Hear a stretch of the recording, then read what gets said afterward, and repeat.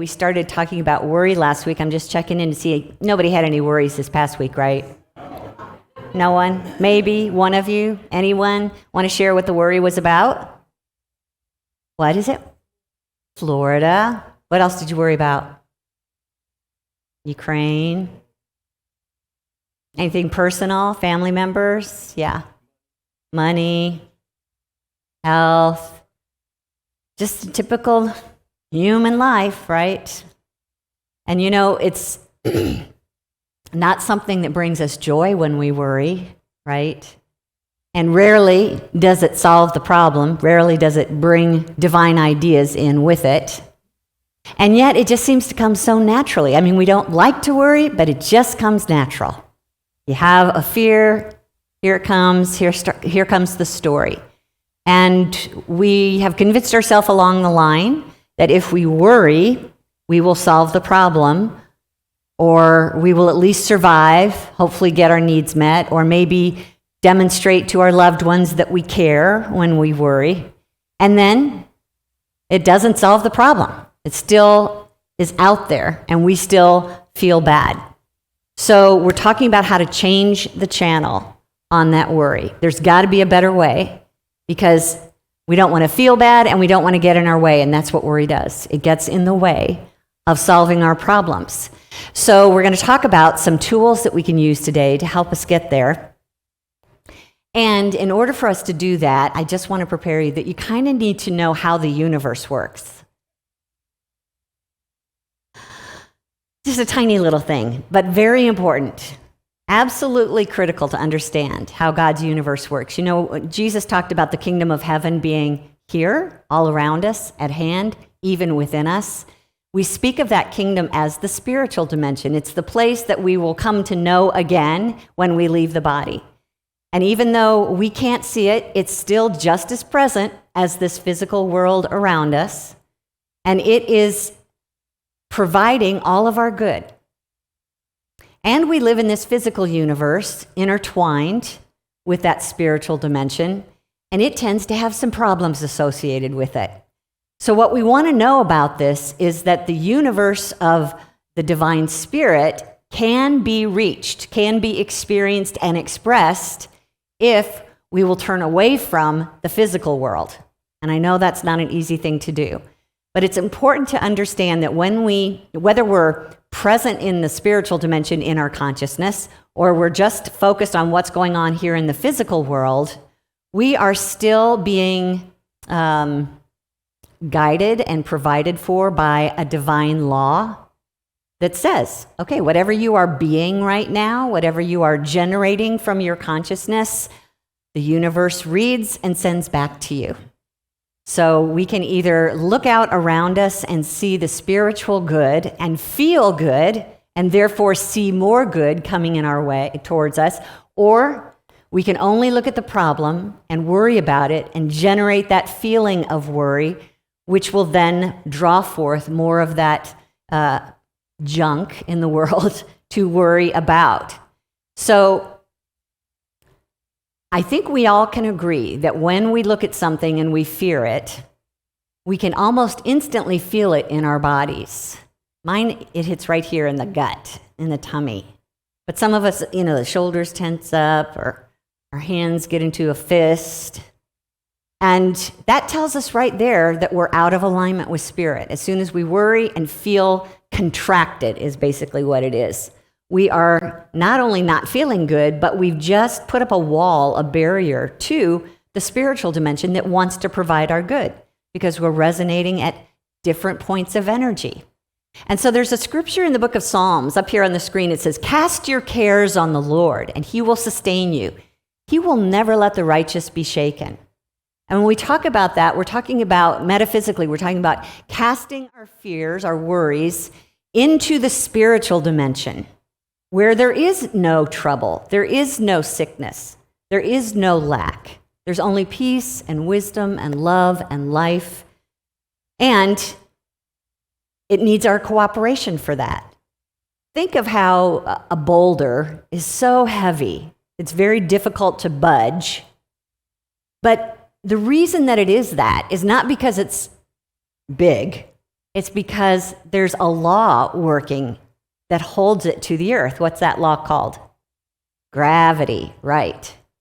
So interestingly enough, when we have a problem like sickness in the body, or we're low on finances, we're in conflict with someone in our life, it is not that person. It is not money that is the boulder in our life. It's actually the worry. And the reason I know that is because if you take the boulder and you cast it into the outer atmosphere, it suddenly becomes light, right? It has no weight. In the same way, if we take our worrisome thought and cast it into the spiritual dimension, cast it on that Christ consciousness that's within us and without, it suddenly has no weight. It has no power in our life. So our work is to cast the burden and recognize that when you are feeling worried, that is a signal that you are absorbed in something that is none of your business. It means you are looking at it from a point of view that has got you held to the ground, that has got you held back by the physical world around you. So even if you were able to find a doctor or a loan or some good-looking person on Match.com, that solved my worry, but only for a minute, because it will soon come back again if we don't address the worry itself, which is based on the fact that we think the only solution to our problems is what we can come up with in the physical dimension. So one of my favorite writers is Esther Hicks. You might know her as Abraham Hicks. She says this up here on the screen. She said, "In your world today, there are countless remedies offered, but there are not enough actions in the world to compensate for vibrational resistance.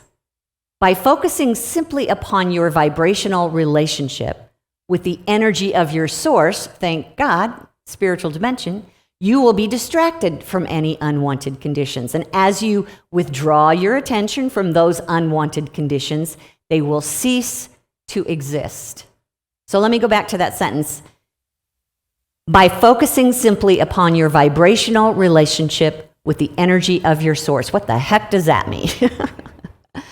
It means that if you can pay attention to how you're feeling, what kind of thoughts you're thinking, and sending out to the universe, recognizing that the law is listening, if you can keep your eye on that and your feelings on that, and keep adjusting your thoughts, your ideas, until you start to feel good, then you know you are in divine relationship with your answers. And that's when you'll be able to hear that divine insight from within, and you'll run into the resources that you need. So casting our care actually begins with changing our own personal energy. And you're carrying an energy, you're sending it out to the universe. I know some of you well enough, I've been around you long enough that I feel your energy when we meet, and I can almost tell whether you've had a good week or a bad week, because you're sending out your energy. And I think you all know what that's like, to feel that in other people as you greet them.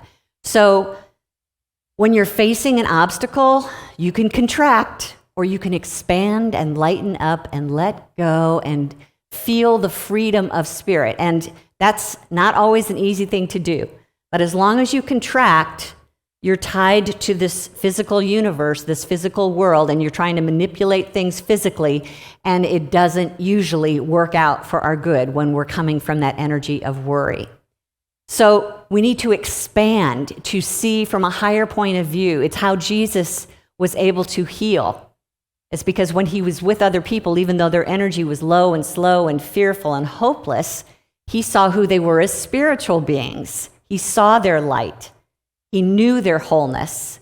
And he looked at them from that point of view.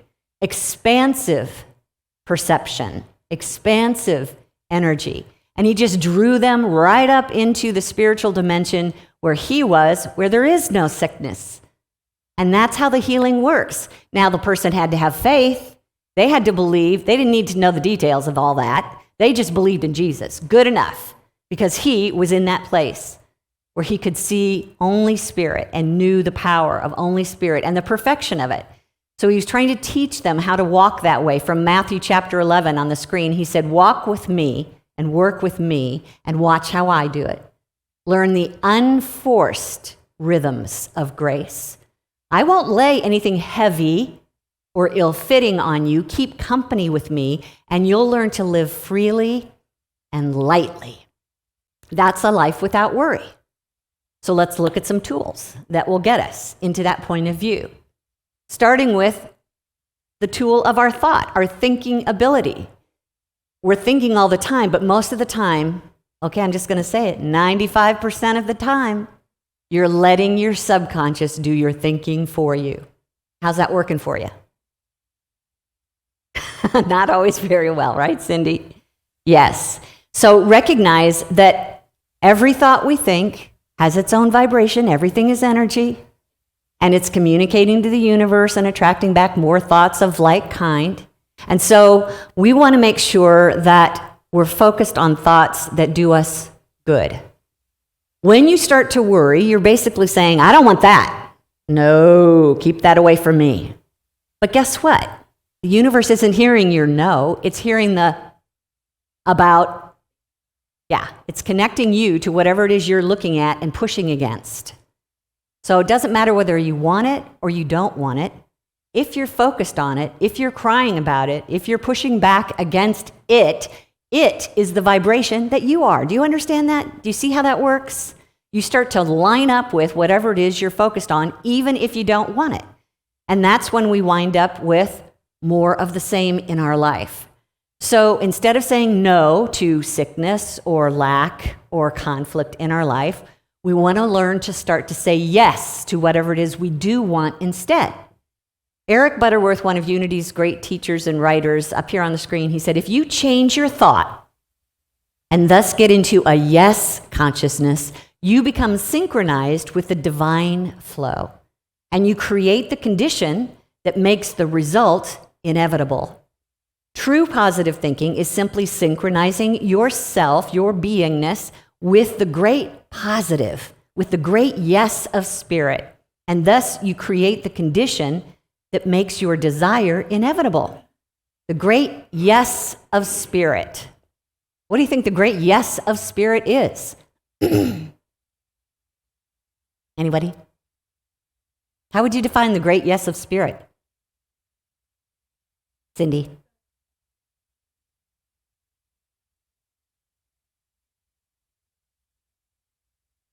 Create a space for the blessings that happen. And the blessings that happen are basically God expressing. Anything good in our life is just God expressing. So this list up here, let's go to the next screen, please. This list up here are ways that God is always expressing. God is saying yes to life, to love, to supply, to peace, to creativity. God is being that all the time. We just have to get into the same energy of it and say yes to it. So that's why that affirmation, let's put this affirmation up here and say this together. Actually, pick a word, any word that you think suits you right now, what you would like to be, what you would like to say yes to. You got it? Okay, so when we finish this sentence and you get to the blank, you just fill in your word, but let's all say it out loud together. Ready? I cast this burden on the Christ within, and I go free to live in joy. Did you choose one? Okay. See, that's the way it works. That's how we use our tool of thought, is to choose a thought, not let it overtake us from history, because otherwise we'll just keep doing what we've been doing. Whatever was in our past will continue. So we're going to send that worry into the spiritual dimension and raise it higher to where it can no longer do us any harm by saying yes to what we prefer instead. So our second tool, we go from thoughts to imagination. And this is even more powerful because we respond better and more strongly to pictures than we do to words. I'm probably just, most of the time I'm up here talking, I'm going to cough, sorry.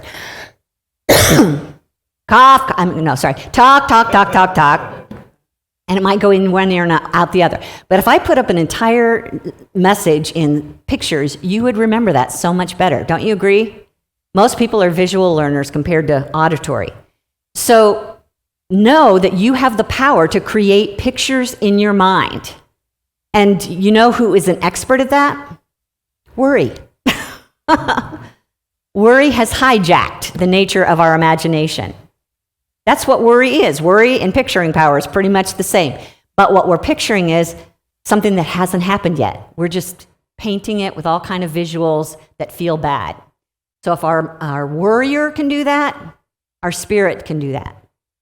And so we're going to learn how to turn our eyes away from the tragedies, that mindless observation of things that are going on in our life day in and day out. Stop watching the news so much. Stop watching online so much and getting these pictures in our mind, because that just drops down into the subconscious.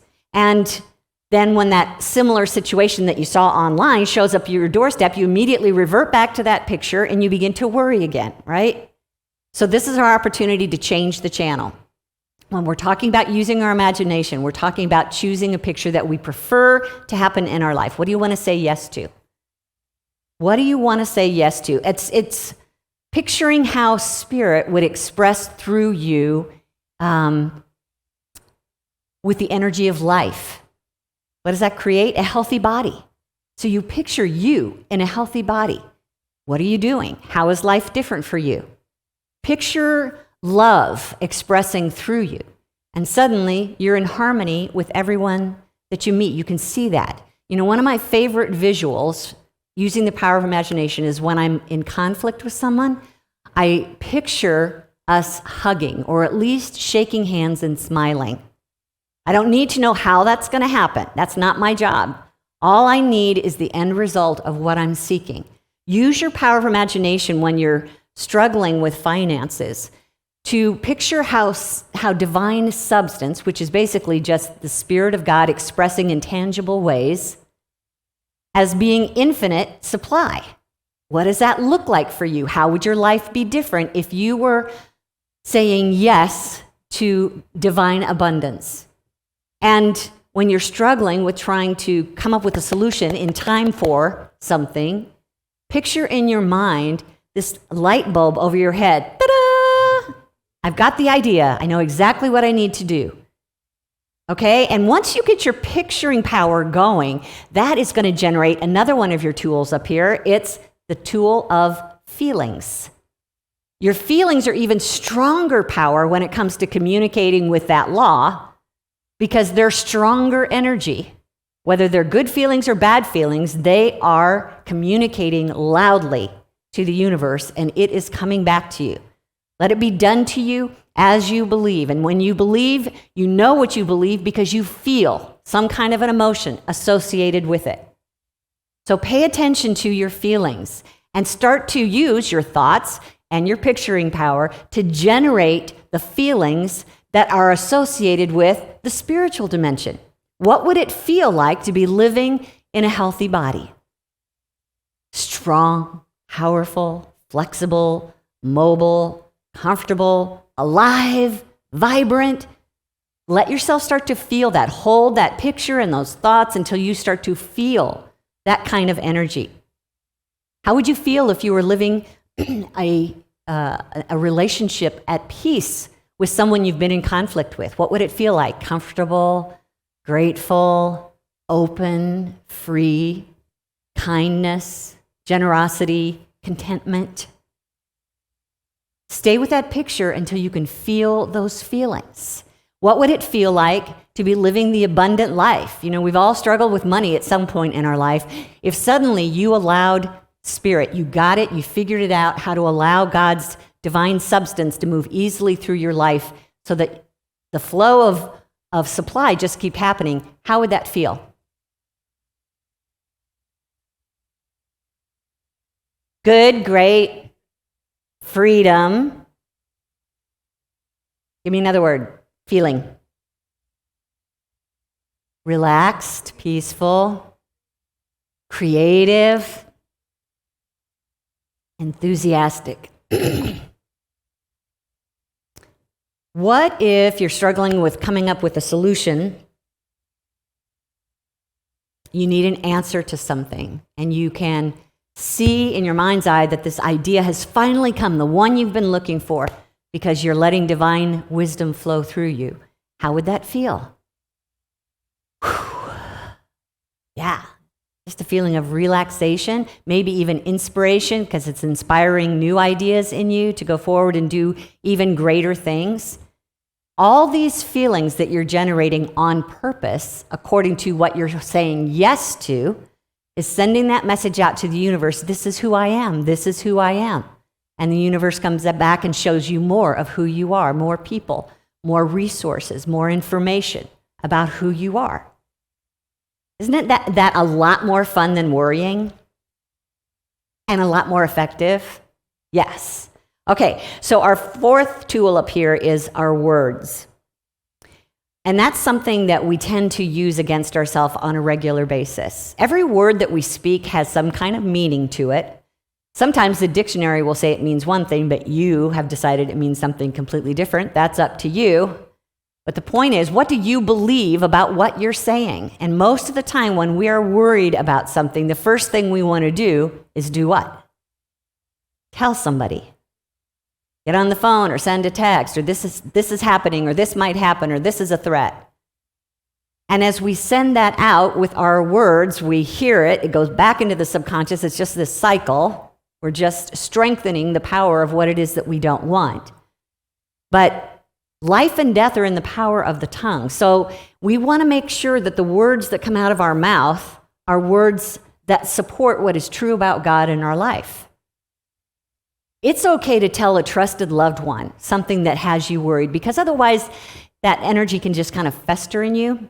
It's when we tell them and tell them and tell them and tell them and tell them and tell them and tell them that we start to generate that energy that is not serving us. So keep paying attention to the power of your words. One of my favorite scriptures about this is Isaiah 55 on the screen. It says, "For as the rain and the snow come down from heaven, and do not return there until they've watered the earth, making it bring forth and sprout, giving seed to the sower and bread to the eater, so shall my word be that goes out from my mouth. It shall not return to me empty, but it shall accomplish that which I purpose and succeed in the thing for which I sent it." That's pretty powerful. Your words have meaning, and when you resonate with the words that you're speaking, this is who I am, this is what I want. Even though I don't want it, this is who I am, this is what I want, based on what we're saying. So we want to shift our words, because life and death are in the power of the tongue. So here's an affirmation for us that I think will help curtail that and give you an idea about the kinds of things that you can say. So I'm going to invite you to say this with me. This issue, ready? Here we go. This issue has no power over me. I am a spiritual being, established in wholeness and life. I live in an abundant universe that loves and supports me. As I seek, I find. When I ask, it is given. Divine wisdom fills my thoughts with perfect solutions. All things are working together for my highest good. Doesn't that feel good? So your words create feelings, which are more energy out to the world. They start to create more pictures in your mind. Are you getting how these tools are working for you? So, as Jesus said, if you believe that what you say will come to pass, it will be done for you. And remember, that means you don't have to know how. It will be done for you. Our fifth tool is about gratitude. It's about love. It's about praising. It's about blessing. It's about giving out goodness, seeing what is good in the world around you. So I'm going to ask you to just think about something that you've worried about this past week. And then ask yourself, is there something in the mix there that I could be grateful for? Even if it's just, well, at least I can go to bed tonight and go to sleep and forget about this for a little while. That will raise your energy. That will bring you closer into the spiritual dimension. I'm not wanting to be callous about our worries, but sometimes that's the best we can do, depending on how strong they are. And I was thinking about, all the folks on the East Coast, Florida, and everywhere that the storm has hit. It's interesting that they've started giving them names over the last several years, which basically like puts a face on them. Suddenly they become an enemy. And we're just strengthening our worry that way. It's a storm. It did damage. It took lives. We do not deny that. But if we can shift our focus from worrying about those people to saying yes to God in that situation, then not only does it calm our own worries, but we become part of the collective consciousness that they're living from. Because right now they are trying to find a place to sleep. They are trying to find food to eat and some kind of peace in their lives. And it might take them a while to get to that yes consciousness. So you do it for them. That's our work here as, what do we call those? Spiritual light keepers, faith keepers, essential light workers. We come up with all kinds of names for your work here. So part of it is holding for them what is possible. That the life of God is present in the midst of that darkness, and it can heal. The substance, the spiritual energy of God can be reformed into supply of some kind that's needed. Those resources are always available because God is always present. That peace of God is in the midst of this if we turn and look in that direction and give it power in our hearts and in our minds. That's our work to do in these catastrophic worldwide situations, is to say yes to God, not no to the storm, but yes to God. So Charles Fillmore talked about praising things. You know, the things that seem to be falling apart. There is good in it because there is God in it, so let's find the good. He says, turn the power of praise upon whatever you wish to increase. In other words, that yes stuff. You can praise yourself from weakness to strength, from ignorance to intelligence, from poverty to affluence, from sickness to health. You use your power of praise. That's what Myrtle did. She praised all the sick parts of her body, reminding them of what was true of God in them. That divine intelligence is revealing your renewing power. And the cells are like, what? What? Oh, that's new. Haven't heard that. And we just immediately rise up into that spiritual dimension, and we let the heavy physical nature of it go. We can use that praising power even with our enemies, even with those people that you feel are against you and you might fear them. Instead of fearing, worrying about them, we bless them.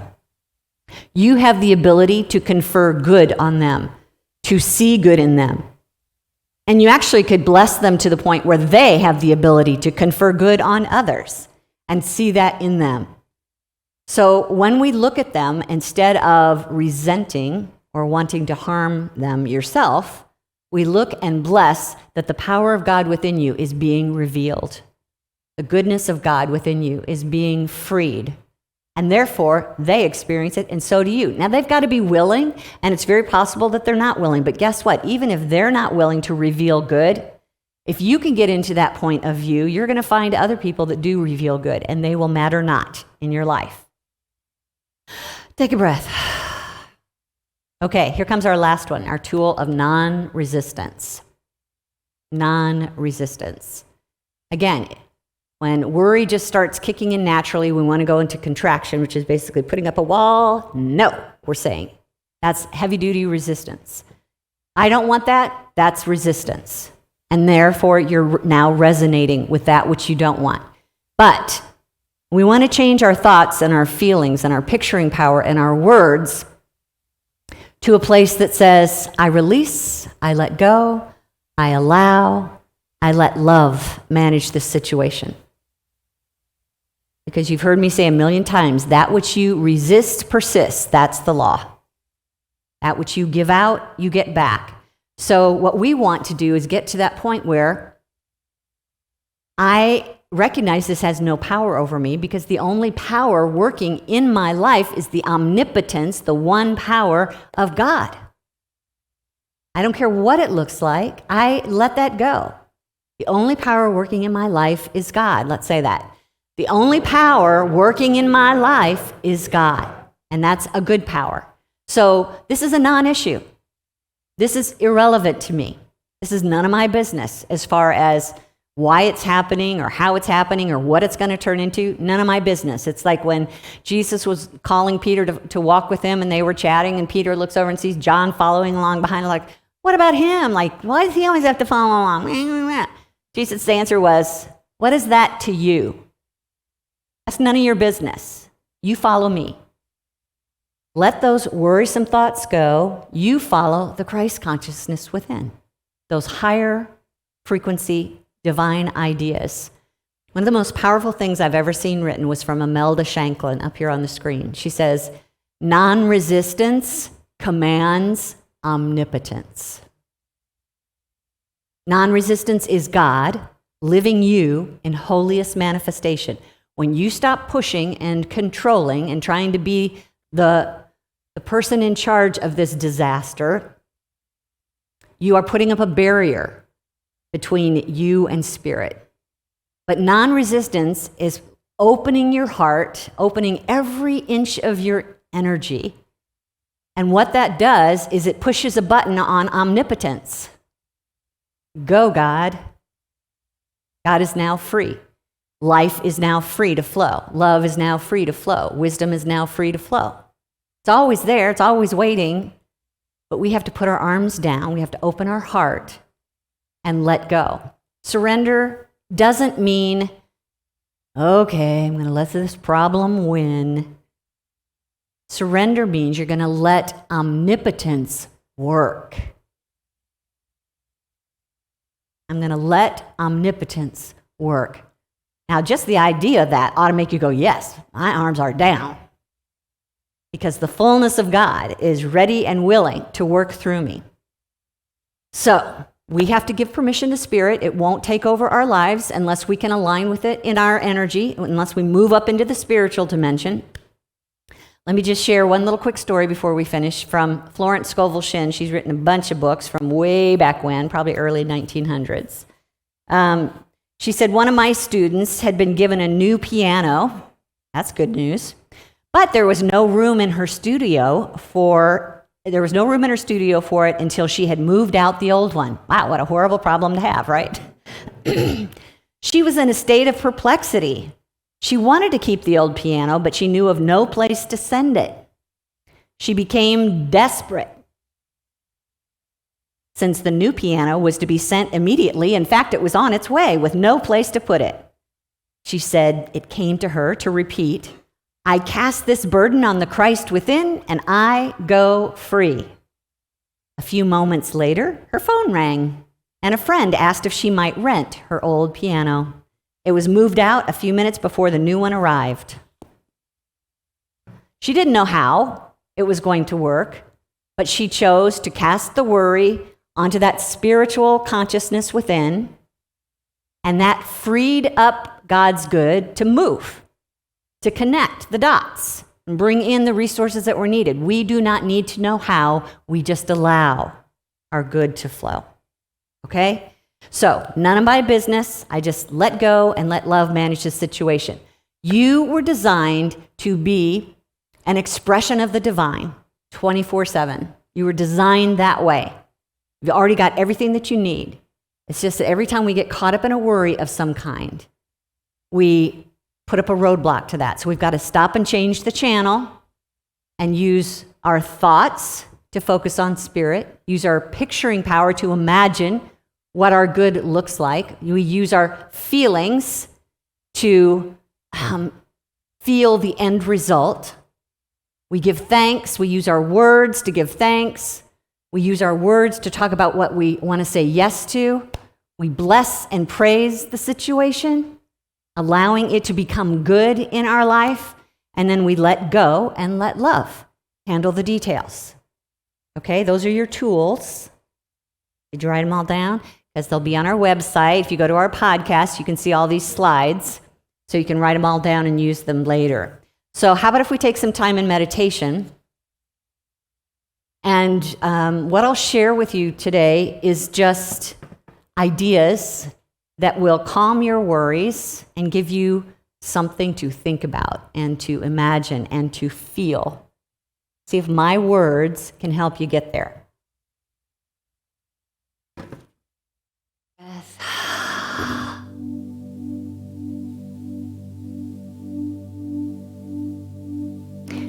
Notice what you're feeling right now, and is there any place in your body that you might want to just breathe into and cast any tension into the spiritual dimension.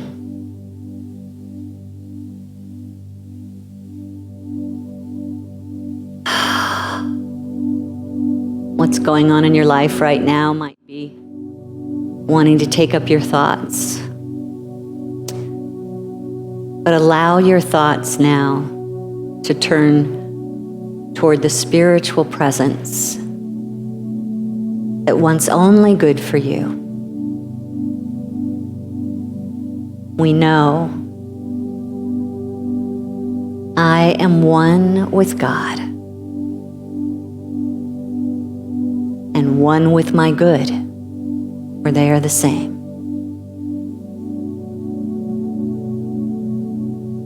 Only that which is true of God is true of me.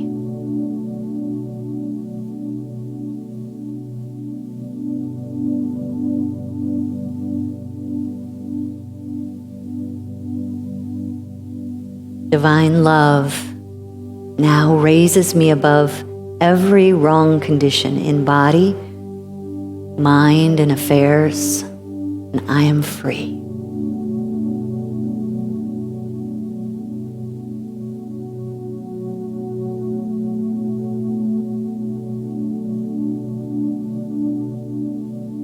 I'm divinely sensitive to my intuitive guidance.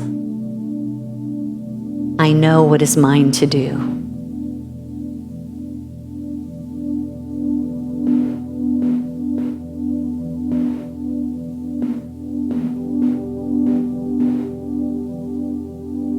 And I now let go of worn out conditions and worn out things. I let divine order be established in my life. I see that endless good is coming to me in endless ways.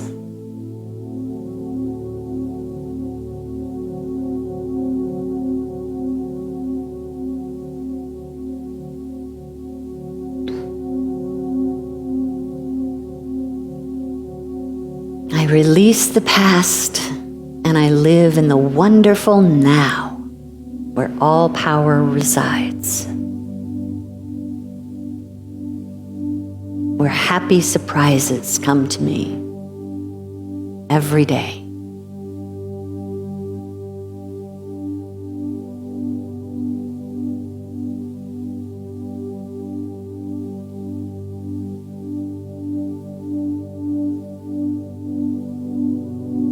There are no lost opportunities in divine mind. As one door shuts, another door opens and leads me to my highest good.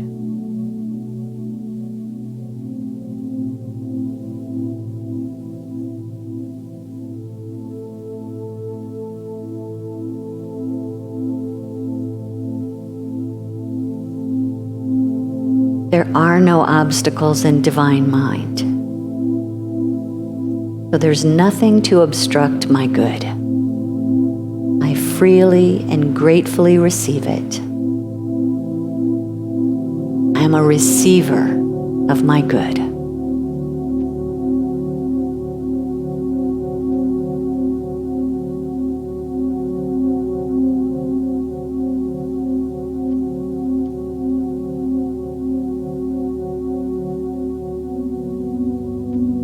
My body is alive with the vibrant activity of divine life as it renews and empowers me.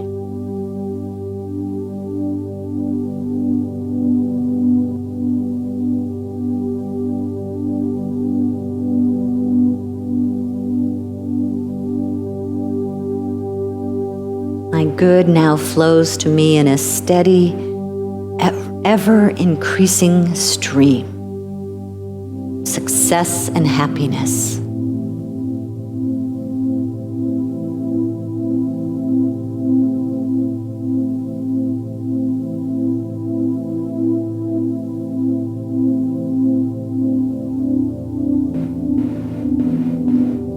I'm in perfect harmony with everyone I meet. Every person is a golden link in the chain of my good.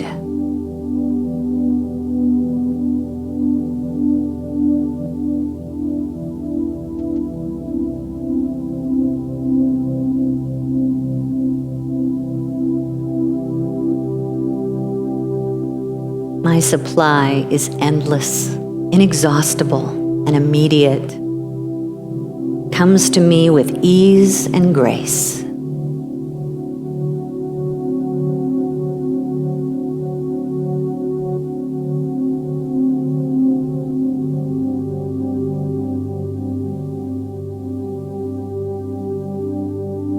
I am at peace with myself and with the whole world.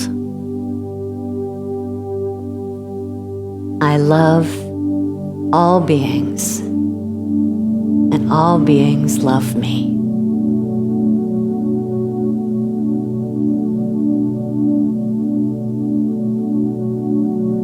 This is the truth of my being, for this is the truth of God in me, and so now I let it be. Amen.